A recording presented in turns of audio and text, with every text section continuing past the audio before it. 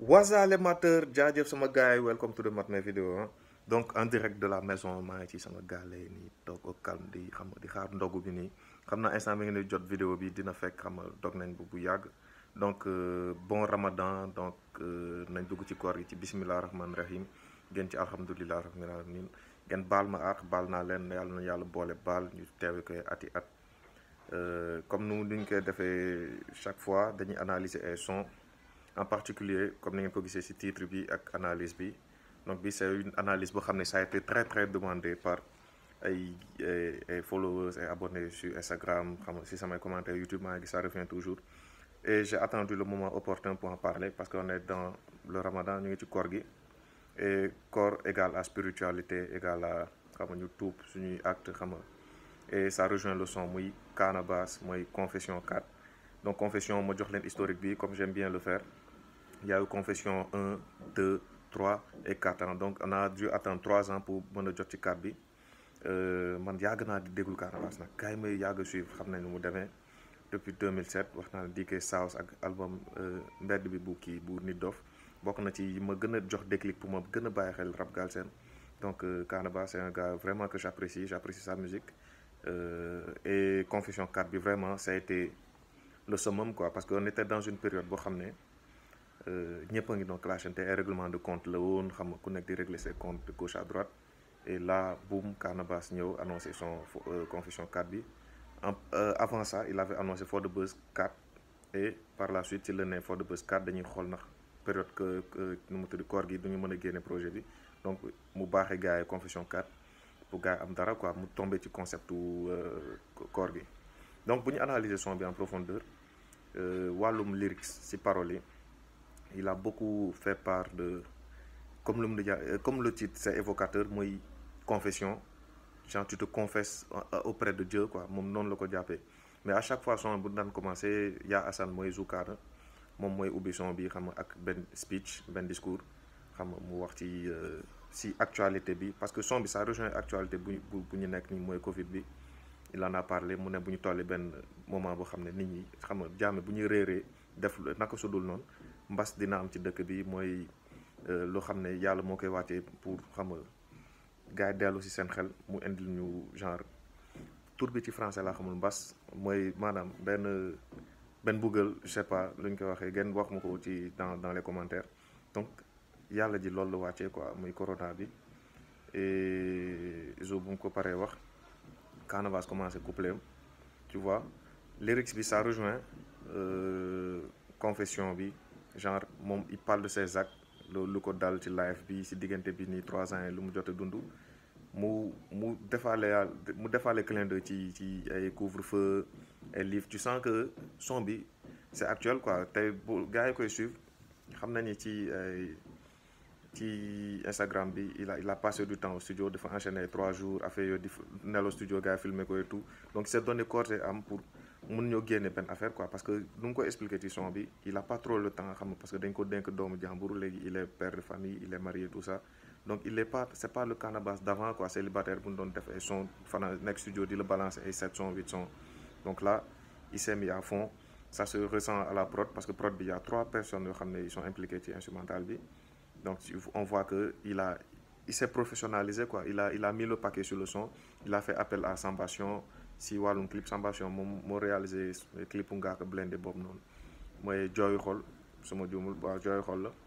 am na clip yu bëri ci Sambation yoo koy def te moom côté VFX xam nga côté image côté tout ça il est super là-dedans donc Canabasse a fait appel à lui am na placement produit bu ci nekk aussi mooy téléphone boobu noonu xam nga techno la xam nga Camon la ñu bind xam nga intelligent y a un placement de produit et man maa ngi déggaame de maa ngi doon wax ci lyrics yi mais les idées sont pêle-mêle donc il a rejoint son concept de confession en même temps mu laal ci actualité bi wax na ci situation famille am je l'ai dit tantôt wax na ci le fait que mu am doom bu jigéen moom léegi xam na lan rapport bu mu amoon ak jigéen autant bu xam ne tuur na seen rongoñ et tout donc bu mu yàlla lu tax mu taawlu ko jigéen parce que daf ko bëgg a xamal dara foofu noonu xamal ko valeur jigéen et tout ça moom dina ko gën a jàppale pour mu gën a mën a yar doomam et c'est positif quoi et aussi pour am na benn part bu mu ne gars yi di xaar foog ni son pour tontu ay rappeurs yi yenn rappeurs yi fekk gars yi nañ xaar quoi peut-être Canabasse dina régler ses comptes avec les rappeurs yoo xam ne am nañ problème ak ñoom mais là à l'heure actuelle il est focus sur son projet For The Buzz 4 qui doit sortir normalement après koor gi joxegul date wax nañ ko Twitter xam nga gars yi ne il faut ñu xaar après koor gi tey c'est tout à fait normal et on attend le projet donc lii waxtaan la ni ngeen ko gisee maa ngi téye sama téléphone je bug xam nga damay je suis hésitant et tout ça parce que c'est pas une vidéo écrite et tout c'est une réaction c'est une analyse dans le fond et dans la forme et ça a été beaucoup demandé par les abonnés moo tax ma def leen ko donc franchement chapeau à Canabasse commenté naa sax vidéo bi macha allah rek laa amoon c'est un seul mot macha allah quoi son bi macha allah donc il faut que ma def benn parenthèse aussi si benn actualité mooy bu ma waxoon ci Owan bi gis ngeen finalement lu ma doon xalaat moo mujjee am et c'est ça donc Owan il a quitté le label Buzz Lab est-ce que